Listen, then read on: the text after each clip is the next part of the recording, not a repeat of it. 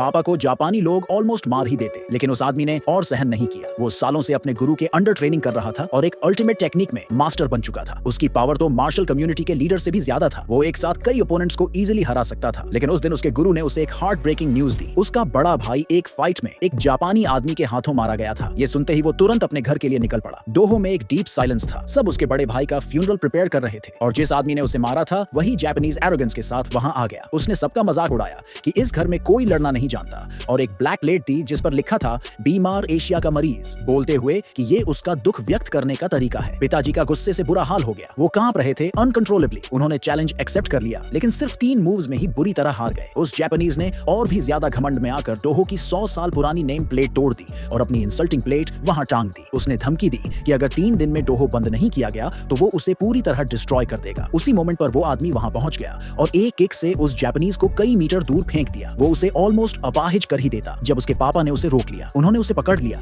और हाथ जोड़कर कहा, इम्पल्सिवली एक्ट मत कर। वो आदमी कंफ्यूज्ड होकर अपने पापा को देखने लगा और तब पापा की आंखों में आंसू थे। उन्होंने कहा, मैं एक बेटा ऑलरेडी खो चुका हूँ, दूसरा नहीं खो सकता। भले ही उसके दिल में बदले की आग जल रही थी, लेकिन उस आदमी ने रुकने का फैसला किया। मगर वो जापानी तो और भड़क गया। फिर से चिल्लाकर गालियां दी और बोला कि उस पर अचानक हमला किया गया था। उसने बदला लेने की धमकी दी। पापा को अपने बेटे की सेफ्टी की चिंता हुई तो उन्होंने उसे बचाने के लिए पैसे देने का सोचा, लेकिन जापानी ने पूरे $20 लाख की डिमांड कर दी। पापा ने डोहो की सारी जमा पूंजी दे दी। वो जापानी जैसे ही वो मोटी रकम देखता है उसकी आंखों में ग्रीड चमकने लगती है। उसने दिखाया जैसे सब भूल गया हो, लेकिन जाते जाते फिर से उस आदमी को प्रोवोक किया। बोला, तेरे बाप से तो मैं जीत गया, तू क्या कर लेगा। वो आदमी गुस्से में आकर मुट्ठियां भींच लेता है, लेकिन फिर पापा ने उसे रोक लिया। जापानी हंसता है और ऐलान करता है कि 3 दिन बाद एक टूर्नामेंट होगा। अगर हार गए तो डोजो को पूरी तरह से खत्म कर देगा। एक चैलेंज लेटर छोड़कर चला जाता है। 3 दिन कैसे निकल गए पता भी नहीं चला। पापा ने खुद को उस टूर्नामेंट के लिए तैयार किया। बेटा भी साथ जाना चाहता था, लेकिन पापा ने सख्ती से मना कर दिया। बोले, मैं तुम्हें चोट खाते हुए नहीं देख सकता, तुम हमारे खून की आखिरी कड़ी हो। उन्होंने सबको आदेश दिया कि लड़के को रोक कर रखो और यहाँ तक कह दिया कि अगर वो टूर्नामेंट में आया तो रिश्ता तोड़ देंगे। टूर्नामेंट शुरू हो गया। जापानी एरोगेंस से भरा हुआ था। सबको चैलेंज कर रहा था कि कोई आए और उससे लड़े। पूरे देश से एक्सपर्ट्स आए, लेकिन एक एक कर सब हारते गए। वो और ज्यादा ईगो में आ गया। बोला, कोई तो भेजो जो लड़ने लायक हो, लेकिन कोई भी जाने की हिम्मत नहीं कर रहा था। तब पापा,